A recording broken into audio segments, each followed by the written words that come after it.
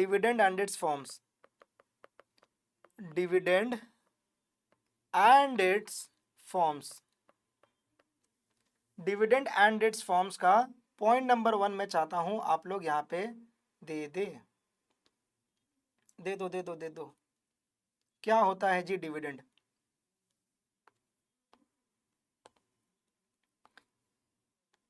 यहां से आप लोग लिख सकते हैं, फटाफट से यहां से आप लोग लिख लीजिए।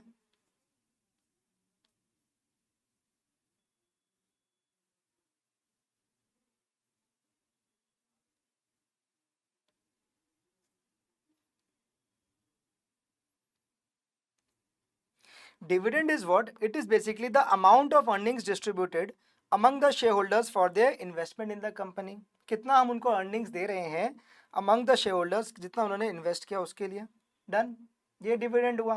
क्लियर पता अब अपने को क्या ना? समझाने के बाद लिखने में खुद ही समझ में आता रहता, लिखते लिखते भी क्या लिख रहे हैं ऐसा अजीब नहीं लगता है। सर एक कहानी और है प्रेफरेंस शेयर होल्डर्स की भी।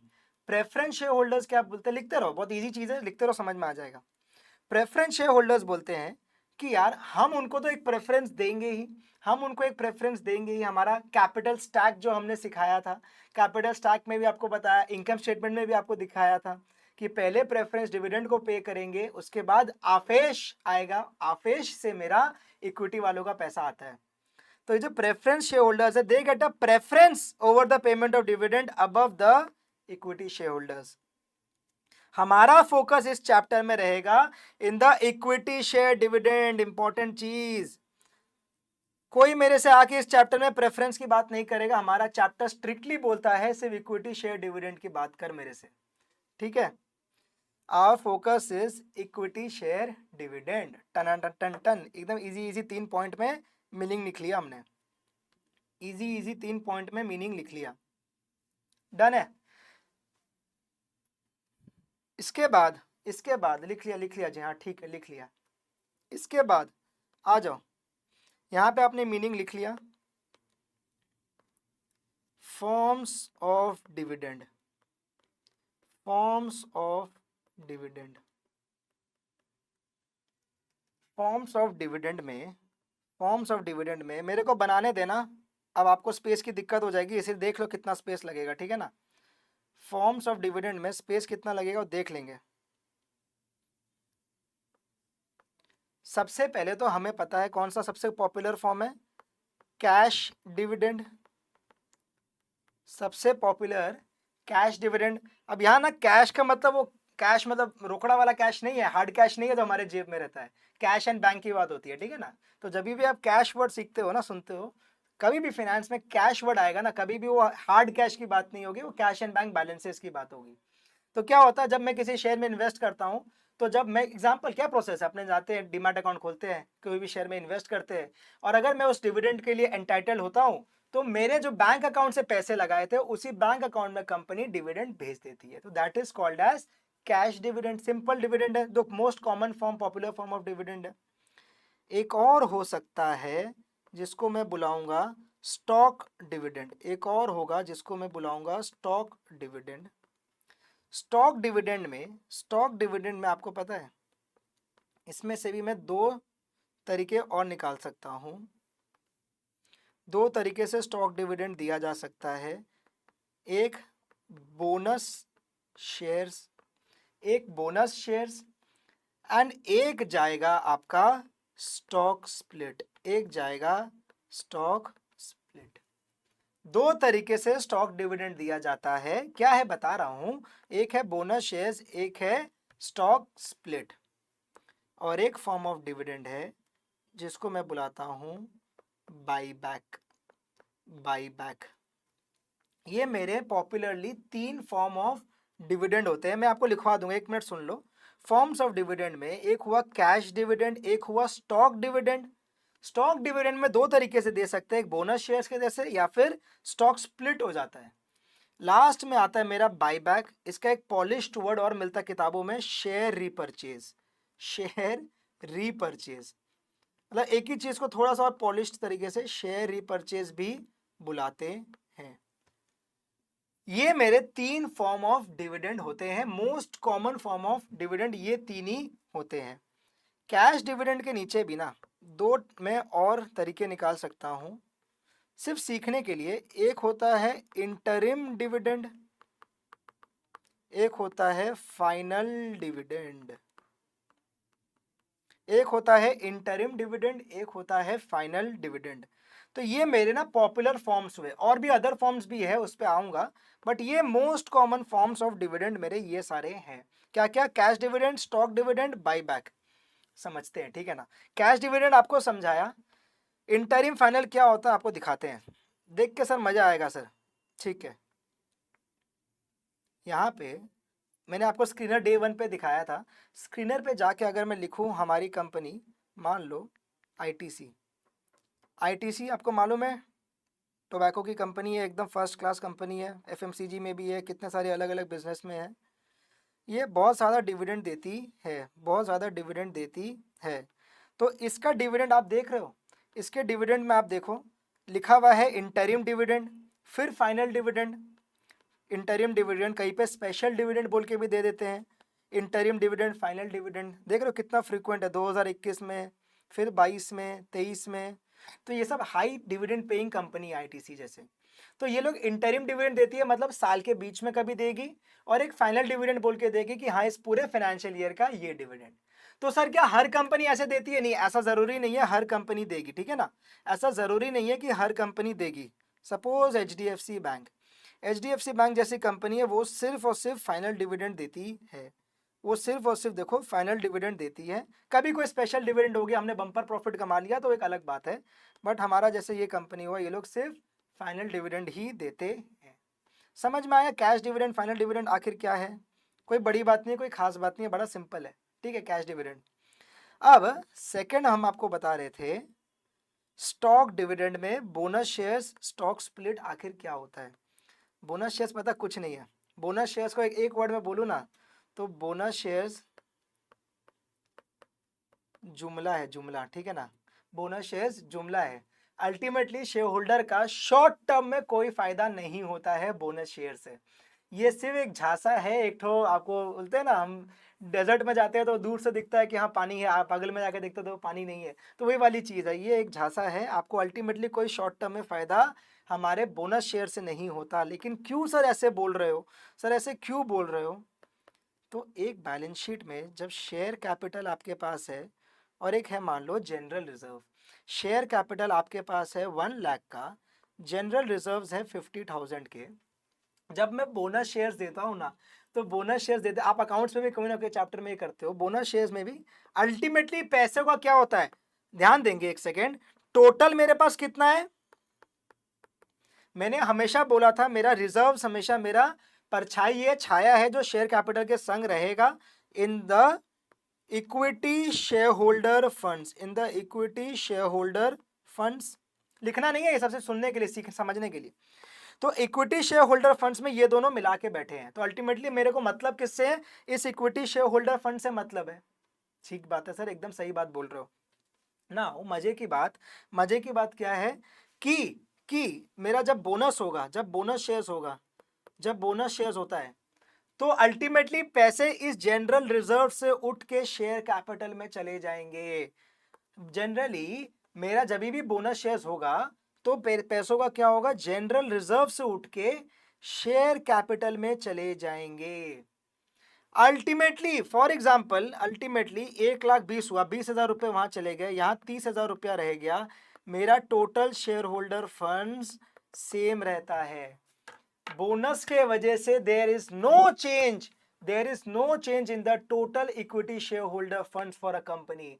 This is what I am trying to say you, कि आपको एज अ शेयर होल्डर लगेगा कि मेरे पास आज रिलायंस इंडस्ट्रीज लिमिटेड के 100 शेयर है, अगर 1:1 का बोनस आ गया, मतलब एक शेयर के बदले एक शेयर मिल रहा है, तो आरआईएल का मेरे पास 200 शेयर हो जाता है। आरआईएल का मेरे पास 200 शेयर हो जाएगा, मेरे को लग रहा है वाह मजा आ गया। बट ध्यान देंगे, ध्यान देंगे, आरआईएल का जब 100 शेयर है मेरे पास, तो वो एट द रेट कितना में है, वो एट द रेट मान लो 1000 में है। तो ये कितना हुआ, ये कितना हुआ सर, ये आपका हुआ कितना हुआ 1,000,000, ठीक है ना, तो 1 लाख। जब 200 शेयर है ना तो इसका रुपीज हो जाएगा 500, तो this is again 1 lakh. Bonus देते ही मेरा शेयर प्राइस उसी हिसाब से घट जाएगा। सिंस ये 1:1 का मैंने बोनस दिया था, यहाँ पे मैंने बोनस यहाँ पे 1:1 का दिया था, तो मेरा 1000 का शेयर प्राइस हाफ होके 500 का रह गया। तो अल्टीमेटली देख रहे हो मेरे वैल्यू में कोई फर्क पड़ा क्या एज अ शेयर होल्डर? नहीं पड़ा। तो सर कंपनी क्यों देती है ये, सर ये कंपनी क्यों देती है, इतना मगजमारी क्यों मार रही है, क्यों दे रही है ये बोनस वगैरह क्यों दे रही है? तो क्या रीजन है ना, देखो अल्टीमेटली कंपनी के पॉइंट ऑफ व्यू से सोच के देखो, तो कभी कभी कंपनी को डिविडेंड जैसे देना है लेकिन कैश में नहीं दे पाती है, कैश में नहीं दे पाती है, वो स्टॉक डिविडेंड जैसे दे देती है। बहुत बार ना कंपनी के ऐसे लोन जब लिए रहते हैं, बोरोइंग जब ली रहती है ना, तो कंपनी को ऐसा करना पड़ जाता है, वो कैश में डिविडेंड दे नहीं सकती है, तो वहाँ पे रेस्ट्रिक्शन डाला जाता है कि आप डिविडेंड कैश में नहीं बांटेंगे। जब कंपनी लोन लेती है तो वहाँ पे उनको स्टॉक डिविडेंड करना पड़ता है। सेकंड, मेरे को समझ में आ रहा है कि जब 1000 रुपया मेरे शेयर का प्राइस है ना, तो मार्केट में उसका डिमांड उतना नहीं है। आप सबको, हम सबको 1000 रुपये खर्चा करना पड़ेगा एक शेयर के लिए, बट 500 रुपये होते ही मैं सोचूंगा हाँ यार अब एक शेयर तो मैं ले ही सकता हूं, अब मैं एक शेयर तो ले ही सकता हूं, मेरे लिए लिक्विडिटी बढ़ गई। क्या वर्ड बोला? लिक्विडिटी बढ़ गई। सुना होगा मे बी आपने ये वर्ड, कि जो भी चीज आपका इजीली आप उसको कैश में कन्वर्ट कर सके उसको लिक्विड बोलते हैं, ठीक है ना। तो आपका लिक्विडिटी बढ़ गया 500 रुपए का प्राइस होने से। ये सारे रीजन से कंपनी बोनस शेयर्स दे देती है। तो शेयर होल्डर को क्या फायदा? अब शेयर होल्डर का तो 1 लाख का 1 लाख ही रहा सर, तो शेयर होल्डर को क्या फायदा हुआ? शेयर होल्डर को भी फायदा होता है। कंपनी जब आगे जाएगी, ग्रो करेगी, कंपनी जब आगे और ग्रो करेगी तो ये शेयर प्राइस 750 जाएगा, 1000 जाएगा, 1500 जाएगा, तो ये ग्रो भी करता चला जाएगा। जितना ज़्यादा कंपनी बोनस दे देती है उसके बाद क्या होता है, उसका शेयर प्राइस घटता है। शेयर प्राइस घटने से ऑटोमेटिकली डिमांड बढ़ जाता है फिर, क्योंकि इजीली एक्सेसिबल है अब सबके लिए। तो अब डिमांड बढ़ जाएगा तो अल्टीमेटली हमें पता है इकोनॉमिक्स कि हमारा प्राइस फिर बढ़ना चालू हो जाता है। तो सिंपल डिमांड सप्लाई का खेला है ये। तो ये बोनस डिविडेंड का कहानी हुआ पूरा। मज़ा आया होगा, इंटरेस्टिंग लगा होगा आपको। बोनस का भी कहानी दिखाएं, बहुत कंपनियां बोनस भी दी हैं, आएंगे इधर वापस। ये HDFC बैंक में बोनस, रिसेंट में बोनस दिया गया था HDFC बैंक में। आप अगर देखोगे 1:1 का लास्ट ईयर में बोनस 1:1 HDFC बैंक ने दिया था। तो इस तरीके से ये लोग बोनस देते हैं, सीधा शेयर प्राइस आधा हो जाएगा। जो 1800 2000 का शेयर प्राइस चलता था वो 800 800 900 600 700 में आ जाता है फिर बोनस के बाद। समझा? तो ये बोनस हुआ। एक चीज और ध्यान देंगे इसमें ना, मेरा फेस वैल्यू सेम है। फेस वैल्यू ऑफ ₹10 अगर था तो ये फेस वैल्यू मेरा सेम रहेगा। नंबर ऑफ शेयर्स का फेस वैल्यू चेंज नहीं होता है, ठीक है। बुक्स में जो फेस वैल्यू में रिकॉर्ड होता है ना, उसमें कोई चेंज नहीं होगा। मेरा जब स्टॉक स्प्लिट आएगा, जब स्टॉक स्प्लिट आएगा तब क्या बदलता है मालूम है? जब स्टॉक स्प्लिट आता है तब क्या चेंज है? बोनस वर्सेस स्टॉक स्प्लिट में एक मेजर चेंज है बस, फेस वैल्यू चेंज हो जाएगा। स्टॉक स्प्लिट में ये फेस वैल्यू चेंज हो जाएगा। FV, that is your face value, ये चेंज हो जाता है जब मैं स्टॉक स्प्लिट की बात करता हूं। और कोई भी चेंज मेरे में नहीं आता इन द शेयर कैपिटल। और ये मेरा अल्टीमेटली सारा चीज सेम रहेगा स्टॉक स्प्लिट में भी और बोनस में भी। मतलब इक्विटी शेयर होल्डर फंड्स मेरे 1,50,000 अगर थे पहले, तो आफ्टर स्टॉक स्प्लिट भी वो 1,50,000 ही रहेंगे, वहां पे कोई चेंज नहीं आएगा। तो क्या होगा सर? मान लो मेरे पास 10,000, या मैं बोलूँ ऐसे, मेरे पास, एक सेकंड रुक जाओ, 1 शेयर है, सिर्फ एक शेयर है मेरे पास। किसका? MRF का। MRF का एक शेयर है कितना का? ₹1,00,000 का। सिंपल एग्जांपल के लिए MRF का एक शेयर है मेरे पास 1,00,000 का। स्टॉक स्प्लिट होते ही मेरे पास क्या हो जाएगा? स्टॉक स्प्लिट हो गया मतलब 100 शेयर्स मान लो मेरे को मिल गया, 100:1 में हो गया, 100:1 में हो गया स्टॉक स्प्लिट। तो मेरे पास 100 शेयर हो जाएंगे MRF के, 100 शेयर हो जाएंगे MRF के, और इसका प्राइस लेकिन घट के हो जाएगा 1000। इसका प्राइस लेकिन घट के हो जाएगा 1000। तो ये मल्टीप्लाई बाय 100 हो जाता है, लेकिन ये डिवाइड बाय 100 हो जाएगा, ये 1000 का प्राइस पे आ जाएगा। तो स्टॉक स्प्लिट और बोनस में चेंज में क्या आता है, फेस वैल्यू कंपनी का चेंज हो जाएगा।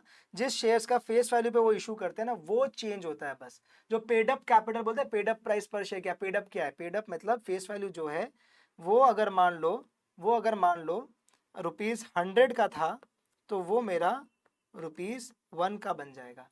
₹100 का अगर फेस वैल्यू था तो ₹1 का बन जाएगा।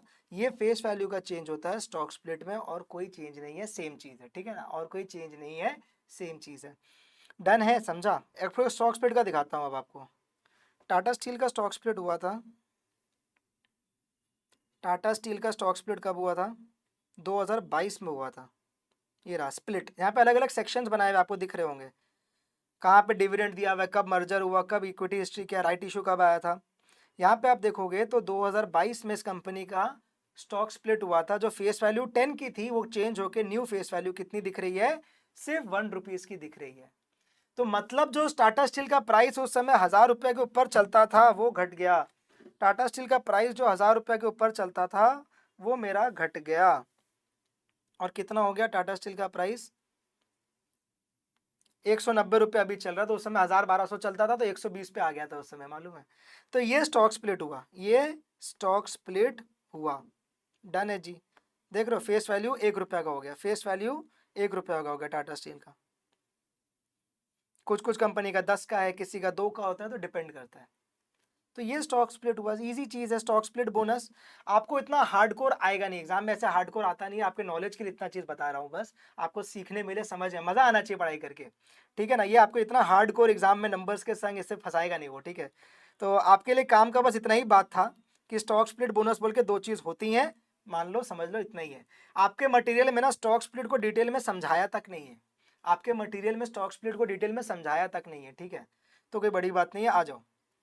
लास्ट में बाईबैक क्या होता है, बाईबैक नाम से ही समझ में आ रहा है क्या, बाईबैक नाम से ही समझ में आ रहा है कि मैंने किसी को कुछ पहले दिया था, अब मैं उससे वो बाईबैक कर ले रहा हूं। मैंने खुद पहले कुछ बेचा, मैंने आपको कुछ बेचा, मैं आपसे बाईबैक कर ले रहा हूं। मतलब कंपनी ने शेयर इशू किया और कंपनी अब उस शेयर को वापस बाईबैक करना चाहती है। Yes, very good, company repurchase its own share, इसलिए मैंने बोला था शेयर रीपरचेज, इसीलिए इसका एक नाम और बोला था, शेयर रीपरचेज। एक रीसेंट एग्जांपल देते हैं आपको, रीसेंट तो नहीं बोलेंगे बट ठीक है, सुन लो। विप्रो का शेयर बायबैक आया था, विप्रो का शेयर बायबैक।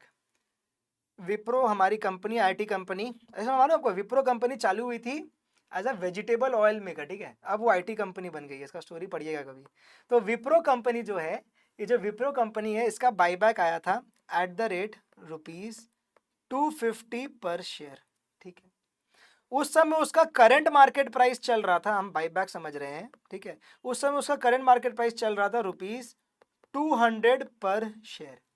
मतलब कंपनी का ₹210 का बाजार में प्राइस चल रहा है, कंपनी बोलती है कि मैं ₹250 में, ₹250 में एक एक शेयर का बाईबैक कर लूंगी। मजा ही आ गया। अगर मैं उस समय गया, मैं एज अ शेयर होल्डर मैं गया, मैंने तो किया 100 shares by, 100 shares by at the rate ₹210 पे, मैंने तो 100 शेयर बाई कर लिया कि मजा ही आ जाएगा, कंपनी 250 में मेरे से ले लेगी, शॉर्ट रिटर्न ऑफ 19%, अप्रोक्स 19-20% का शॉर्ट रिटर्न बन रहा है मेरा। मजा आ रहा, सुन के लग रहा हाँ सही है। लेकिन यहाँ पे ना इतना इजी मनी कहीं पे भी बनता ना तो ऐसा दुनिया नहीं चलती, ठीक है ना। पहली बात तो कभी भी जहाँ इजी मनी लगे ना, समझ लेना गड़बड़ है कुछ। लेकिन मजे की बात है, ये जो बायबैक होगा, कंपनी झूठा नहीं बोलेगी, लेकिन ये होगा प्रो राटा बेसिस पे, प्रो राटा बेसिस पे ये बायबैक होने वाला है। और ये जब प्रो राटा बेसिस पे बायबैक होगा, जब प्रो राटा बेसिस पे बायबैक होगा, तो मतलब 100 शेयर के जगह पे मेरे सिर्फ 10 शेयर्स कंपनी बाईबैक करेगी। मैं एग्जांपल के लिए नंबर्स दे रहा हूं आपको, एग्जांपल के लिए, समझने के लिए, सिंप्लिसिटी के लिए। तो मतलब सर मेरे पास 100 शेयर 210 के ले लिए बाईबैक सोच के, वो प्रो राटा में बाईबैक करती है, टेंडर ऑफर रिलीज करती है, तो अल्टीमेटली क्या होगा, अल्टीमेटली मेरे पास कितने बचे, मेरे पास मान लो 10 शेयर्स तो उसने बाईबैक कर लिया, कितना पे, उसने 10 शेयर्स बाईबैक कर लिया 250 पे, मेरे पास थे 100, कितना पे लिया हुआ था, 210 पे लिया हुआ था, बच कितना गया, ₹90, बच कितना गया, 90 शेयर, सॉरी 90 शेयर बच गए। और अब विप्रो का प्राइस क्या है मालूम है? बाईबैक में प्रॉब्लम क्या है? बाईबैक में प्रॉब्लम क्या है कि आगे चलते हुए उसका प्राइस घटता ही घटता है। अब उसका प्राइस हो गया 175। विप्रो का प्राइस अभी चल रहा है 175। अब आप देखो ये हो गया 175, मेरा 90 शेयर अब मेरे पास पड़ा है 175। मतलब अगर आप चाहो, आप ऐसे देखो, आप ऐसे देखो कि जब 100 शेयर था वो 210 पे मैंने बाई किया, 10 शेयर मेरे बाईबैक हो गए 250 में, लेकिन अब मेरे पास 90 शेयर बचा है और अब इसका प्राइस 175 चल रहा है। तो ये प्रॉब्लम है बाईबैक के संग। क्यों हुआ सर ये प्रॉब्लम? क्यों हुआ सर ये प्रॉब्लम क्यों? तो इसका भी लॉजिक है ना। जब कंपनी बाईबैक कर ले रही है तो अपने शेयर्स कम कर ले रही है मार्केट से। जब कंपनी के शेयर्स कम हो जाएंगे मार्केट में, कंपनी के शेयर्स कम हो जाएंगे तो उतना फ्रीली अवेलेबल नहीं है ट्रेडिंग के लिए, उतना फ्रीली अवेलेबल नहीं है ट्रेडिंग के लिए, लोग उसको खरीद बेच बेसी नहीं कर पाएंगे। और अगर खरीद बेच बेसी नहीं करेंगे तो अल्टीमेटली मेरा क्या हो जाएगा? शेयर प्राइस धीरे धीरे घटना चालू हो जाएगा। और भी बहुत सारे टेक्निकल रीजंस होते हैं कि मैनेजमेंट को लग रहा है कि वो पैसों से ग्रो नहीं कर सकती है, इसलिए वो शेयर होल्डर को ही दे रही है। तो अलग अलग और रीजंस हैं, बट सिंपली में समझो तो ये बाईबैक का मतलब हुआ। क्लियर हुआ क्या ये तीनों सारे कंसेप्ट? हमारा cash, stock dividend, buyback clear हुआ? समझा ना? मजा आया होगा ये बाईबैक वाला चीज पढ़ के, स्टॉक डिविडेंड पढ़ के, कैश डिविडेंड पढ़ के, ठीक है? तो इजी टॉपिक है, बहुत इजी टॉपिक है। एक बार अब आप इसको ड्रॉ कर लेंगे, फॉर्म्स ऑफ डिविडेंड का हमने बोला था, अब आप इसको फटाफट से ड्रॉ कर लेंगे अगर नहीं किया है तो क्विकली। 1 मिनट का भी टाइम नहीं दे रहा हूं, लिखो फटाफट, इसको ड्रॉ कर लो क्विकली। फॉर्म्स ऑफ डिविडेंड का आप लोग हेडिंग देंगे, सब हेडिंग देंगे फॉर्म्स ऑफ डिविडेंड का, और यहाँ पे इसको लिखेंगे।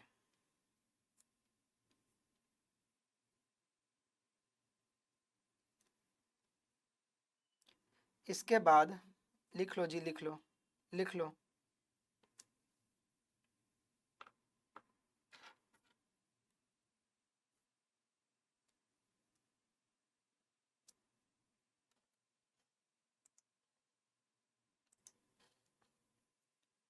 लिख लिया सर हमने, वेरी गुड।